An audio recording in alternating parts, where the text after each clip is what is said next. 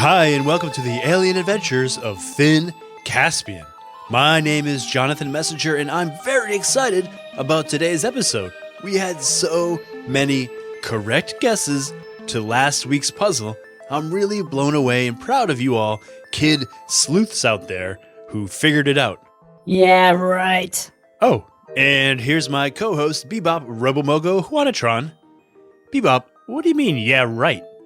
I mean, you were all strutting around here last week when there weren't any correct guesses yet, like you were the world's best puzzle maker.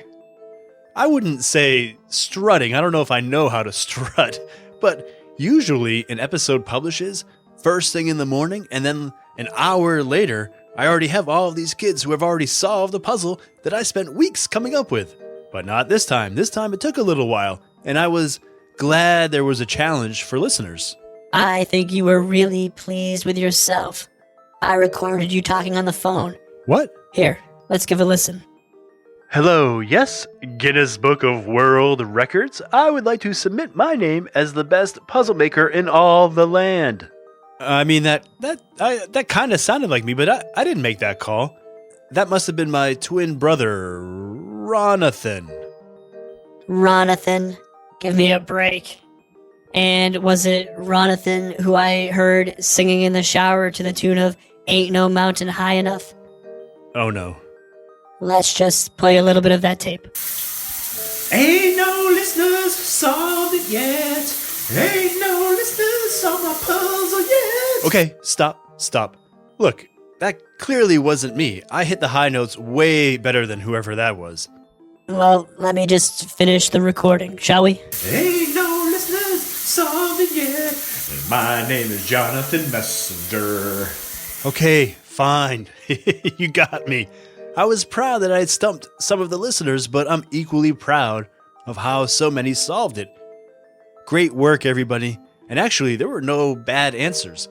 Even if you didn't send in the answer that I was looking for, a lot of you came up with really clever, interesting ways to solve the puzzle.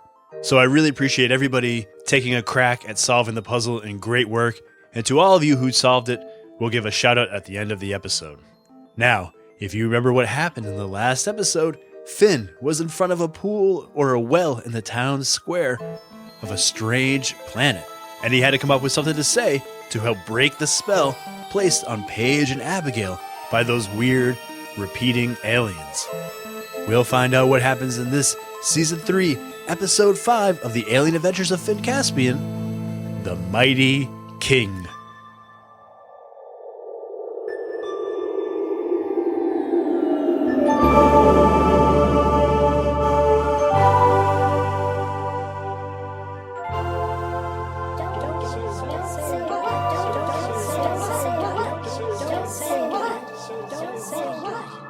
Finn tried to focus. He stared at his reflection in the water. It rippled with the tiny echoes of the last thing he said. But the aliens had said not to say something. Don't say it, they said. What was it? He could barely think now. It felt like his brain was being swept up into a net. It wouldn't be long before he was just like them. What could he say to break their spell? Finn put his hands over his ears, and his eye caught something in the water. It was the plaque. There were 3 words that he could make out, and they were familiar somehow. Something about them resonated with him, and so he lifted his head, and he shouted so all of the aliens and Paige and Abigail could hear, "You're not alone!" Suddenly it was quiet. No one repeated what he said. His own voice reflected back at him off the water, but still no one spoke. Abigail and Paige snapped out of it and walked over to where Finn was standing.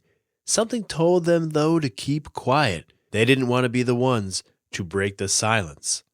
All of the aliens crowded around the explorers. Finn couldn't tell if they were waiting for him to say something, or if they were even unable to say anything until he did. He could see now Meg and Foggy flying toward them with Vale, Elias, and Mr. Sparkles in tow. If he didn't say something now, they definitely would, and they'd be a lot less careful. He put his hands to his ears and nodded to Abigail and Paige, who did the same. My name is Finn Caspian. We are here from the Marlow 280 Interplanetary Exploratory Space Station. We mean you no harm. We were told to come here by a friend, but we don't know why. To ruin our lives, I guess, said a man standing near Finn. The other aliens all grumbled in agreement, but they didn't repeat what he said. What do you mean? Said Finn. And what's that noise? Finn turned around. The water in the well had begun to spin and lower as though it were draining down some deep, unseen hole. What's happening? Said Abigail. Where is the water going? It's going down the drain, said another alien, peering into the well. Just like all of our lives. But, said Finn, I was just trying to stop you from... Finn felt himself getting mesmerized again, but this time by the sound of the water draining quickly out of the well. It looked like a whirlpool had suddenly spun up in the middle of it. Yep. You have definitely ruined us, said another alien. But wait, said Finn. I was just reading that plaque, and you were all brainwashing us, and it said you're not alone, and you wouldn't say those 3 words, so, well, what else was I supposed to do? Read the whole sign next time, said one of the aliens as it ran away. All of the aliens were now retreating to their houses, slamming the doors shut behind them. That left just the explorers in the square with the well. Finn, I hate to say it, but that guy was right. You should read that whole sign, said Abigail. Finn looked down at the plaque in the well, now completely visible as the water drained out. You're not alone, Finn read. Whatever you do, don't say those 3 words, or else this fountain will drain, and up will rise the great monster of the deep and destroy everything. He looked up at his best friend and his sister. They really should have put that part first. The other explorers arrived just as the water completely disappeared. What's going on? Said Foggy. It sounded like you were in real trouble. We were, said Paige. Then we weren't in trouble for like a second? Then Finn didn't read the whole plaque, and now a great monster of the deep is about to rise. Well, I didn't know that... forget it, said Finn. The troop all tensed as something came burbling up from the well. A slick, slapping sound began to echo out as though some creature were crawling from the depths, its tentacles clinging to the rock as it slithered up. The troop slowly backed away. Vale hugged Mr. Sparkles, and Foggy and Meg ready to fly everyone out of there. Then they heard a voice coming from the well. Freedom! I'm finally free and hungry. So hungry. Foggy grabbed Finn and Abigail, ready to spring up off the ground. And then the monster arrived. It was tiny. It was very tiny. It looked as if someone had squeezed a frog into a turtle shell, painted it orange, and then for some reason given it a unibrow. It had one eyebrow across its forehead like a hairy caterpillar. You're the monster from the deep? Said Paige. That's right, I am. Which of you fools said the words that freed me from my prison after all of these decades? That'd be me, I guess, said Finn. I was trying to break a different spell. To you I am most grateful, and I shall eat you last of all. You there, small one, I shall start with you first. The frog creature leapt from the side of the well straight at Paige, but its tiny legs couldn't even propel it halfway there. 1 moment, please. I'll be right there. The creature waddled over to Paige's boot. And now, I feast. He began licking her boot. It was like watching a baby try to eat its own foot. Should I step on it? Said Paige. No, said Finn. Paige, don't step on it, I'll step on you. said the monster, and it reached a tiny foot up and began tapping Paige's toe, This is kind of embarrassing. said Foggy. Maybe we should just go. No! Yelled a voice behind them. They turned around and there was one of the aliens, a tall man, standing at the front door to a building. You can't free our nemesis and then just leave. But this is not really a monster, said Vale. Hey! No offense. I am free, finally free, and hungry. So hungry. Oh, there's another one of these? Said Abigail. Fear me, for I'm the creature from the deep. And then dozens and dozens more creatures from the deep started plopping out of the well, Psst, said the man, standing in the doorway. over here. The explorers all ran to him, thinking he was going to invite them inside, but he stopped them before they could go in. Are you crazy? You can't come in here. The monsters will just follow you and then eat me and my whole family. Not to be rude, said Abigail, but why are you so scared of them? They talk a good game, but how exactly is something that small going to eat something like you? What is this, your first time on the planet? The explorers all nodded. Oh, okay. Well, welcome to the planet, I guess. It's great to have you here. Please stop releasing the monsters that eat everybody on this planet. Yeah, but that's the thing, said Finn. You're way bigger than them, and they seem kind of slow and small and maybe not that bright. They all turned and watched as 3 of the monsters slowly waddled toward them, bumping into each other. I mean, we probably have 5 minutes before those guys even reach us, They're called mites, said the alien. and it's not the one you have to worry about. As the 3 mites crawled toward the kids, one seemed to get stuck to the other. And then a third one, too. And then as more and more of the mites came up over the well and swarmed into the square, they all began to get stuck together. Soon the mites were growing into a multi-headed, enormous, writhing creature. Oh, I read about this, said Elias. On Earth, this happens with rats. When their tails get tangled up and stuck together, they call it the Rat King, Oh, cool. said the alien. That's what we call it. The Mite King. Huh. Small universe. So how do we stop it? Said Abigail. Well, there's another phrase, something you need to say, in order to send it back into its home. Cool. What is it? Said Vale. I don't know. None of us do. That is why we always repeat what others say. If no one says anything new, then no one could say one of the dangerous phrases. Until we came along, said Finn. Exactly. But there is another plaque that will tell you what to say. Okay, great. Where's that? Said Abigail. At the bottom of the well. That well? Said Vale. Or is there another well in town that doesn't have dozens of hungry monsters crawling out of it? Nope. That's the one. Bloop. Mr. Sparkles spit up another stone. Vale picked it up, only this time there weren't coordinates. There were words etched into the rock. Oh, this is weird, said Vale. It's actually words. It says, "Go into the well, Vale." Oh, come on!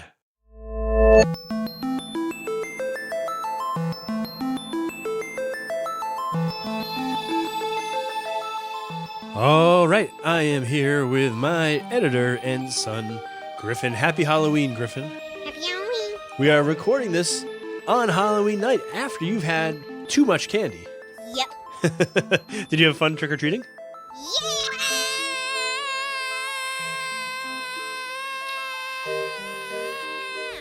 Okay, that's our show.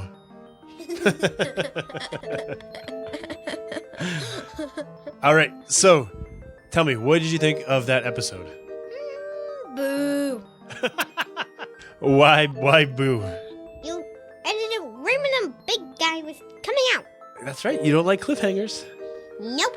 Especially ones where you're finally facing off against big guys. Yeah, right.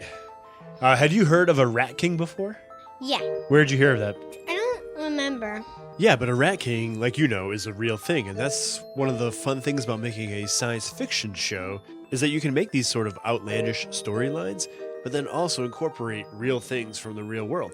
And so whenever you're writing a story, it's good to remember that. I know. All right. So we know that you're upset because you want to know what happens with the big monster. But what questions do you have for me? I wonder what the words are and what happens when the monster does it. Do you think that Vale is going to go down to the bottom of the well? He is the one who used to have the bow and arrow. He still has his bow and arrow. Oh. You never included, though. Boy, you were being tough tonight. Oh, man. Put a couple of Hershey bars in you, and suddenly the gloves are off. All right. Anything else you were wondering about? No. All right. So then what time is it, Griff? Jokes. No, it's not jokes. What time is it? Jokes. What time is it? Jokes. What time is it? Jokes. Correct. Art. I said jokes. All right. Here are our artists for this week. Thank you to Atticus, who's 6 from Richmond, California. Markram, who's 5 from Milton, Massachusetts. Cameron, who's 5 from California. Katie, who's 7 from Shingle Springs, California. Our friend Ellie, who's 5. Ruth, who's 5 from Lindsay, Ontario. Elijah, who's 6 from Nazareth, Pennsylvania, who sent along some new alien ideas. Very cool. Thank you so much. Luke, who's 4 from Annandale, Virginia. Maggie, who's 9 from Sydney, Australia. Alex, who's 5, part of the Wellington Welcoming Committee. Thank you, Alex. Our friend Martin Hall, Zion, Levi, and Anna from DuPont, Washington. Story, who's 6 from Bakersfield, California. Vincent, who's 8 from Freiburg, Germany. Kai, who's 6, and Milo, who's 3 from Ojai, California. And Liam, who's 8, and Jasmine, who's 5 from Indonesia. Thank you all so much for all of the awesome art. Okay, now I gotta thank our detectives who solved the puzzle. Here's the answer from our friends Isaac and Leo. We are Isaac and Leo from Warwickshire in England, and we have the answer to the puzzle. It is, you're not alone. That's right. Thanks, guys. Basically, what it was that the aliens didn't say 3 words. They changed them or left them out after an explorer said them. And those 3 words were, you're not alone. And like I said, a lot of you had some really great ideas and answers that really could have been the answer, but this was just the one particular answer that I was looking for with this episode. So thank you to Caleb and Eli from San Jose, Leela who's 8, and Reese who's 5 from Kansas, Leaf and Mauer from San Diego, our friend Ethan, our friend Hello who's 5, Max from California, Silas who's 7, Linus who's 5 from Auckland, New Zealand, Jason from San Pablo, California, Adam from Chicago, Jason who's 11, and Sophie who's 8 from Troy, Michigan, Jackson, Isaac, and Ezra from California, Zion from DuPont, Washington, Alex who's 6 from Vancouver, Canada, Caleb from San Diego, Sam and Henry who are both 5, and James who's 3 from Richmond, Virginia, Mary and Lily who are both 9, and Robert who's 6 from Rockledge, Florida, Ellery who will be 9 tomorrow, happy birthday Ellery, and Cyrus who is 5 from Haverhill, Massachusetts, Emmy who's 11 from Connecticut, Matthew and Jacob Noseworthy from Dunsville, Ontario, Canada, Lewis who's 8 from Spartansburg, South Carolina, Ryan who's 9 from Denton, Texas, Colin from Carlsbad, California, our pal Mauricio who has his own podcast. If you go to our Facebook page, we linked to his podcast. Check that out. It's called Little Ghost Podcast. Flora who's 9 from Los Angeles, Bobby who's 9 from Morris Plains, New Jersey, Jaden who's 8 from Decatur, Illinois, as you heard, Isaac and Leo from Warwickshire, England, Ben and Sam from Thomasville, Georgia, Trevor and Mason who are 8 and 10, Jules who's 8, and EJ who's 6, our friend Amelia who's 7, our friend Zoe, Micah and Lucia from Philadelphia, Zane who's 8, Simon W. from Chicago, Graham who's almost 5 from Raleigh, Massachusetts, Morgan who's 10 from Pipersville, Pennsylvania, Markram who's 5 from Milton, Massachusetts, Johnny who's 7 from Naples, Florida, Liam and Malcolm from Batavia, Illinois, Jody who's 6 from Tehanas, Texas, Lyra who's 6, and Seth who's 9 from Albuquerque, New Mexico, David from Tacoma, Washington, Oliver and Graham from Budapest, Hungary, Tom from Melbourne, Australia, and our friend Justin, who's 10 years old, and that's all of them. Whew. I don't know what I was singing about. A lot of you solved that puzzle. Great work, everybody. All right, and now it's time for... Art. Jokes! That's right, Griffin, you are 100% correct. It is time for jokes. I said art. All right, well, we're only going to play jokes from one listener today because we're already kind of running out of time. And this is from our listener, Jet, who, as you're about to hear, is an old and wise soul. Check it out. My name is Jet, and I am 4 million years old, and I live in San Francisco. My jokes are, what did the kid in Roswell say before it fell in a hole?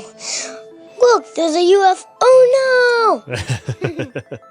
My next joke is, why is Batman alien? Bruce Milky Way. My third joke is, what do you call an alien that talks? A taco alien! All right. Thank you so much for those jokes, Jet. All right, Griff, anything else you want to talk about tonight? Nope. All right, happy Halloween. Happy Halloween. I hope everybody had a great Halloween, and we will see you next week. You want to say bye to everybody, Griff? Bye. Bye, everybody.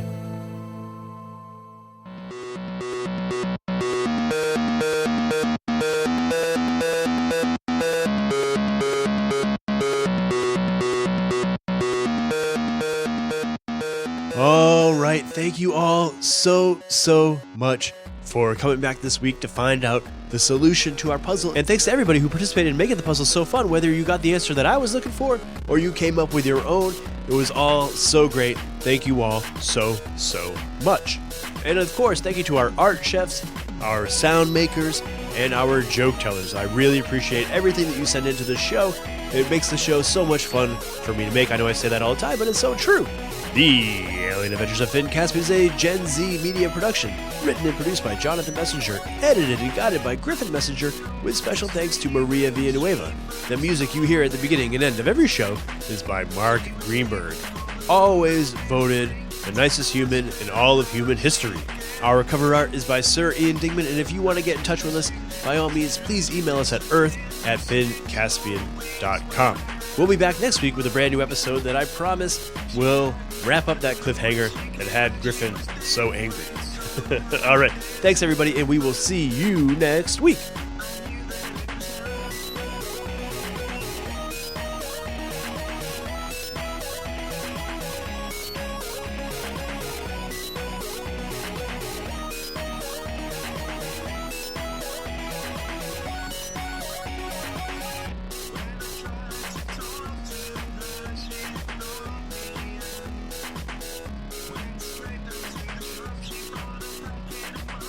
Ain't no mutant whale tough enough. Ain't no massive ham smart enough To keep me from becoming president.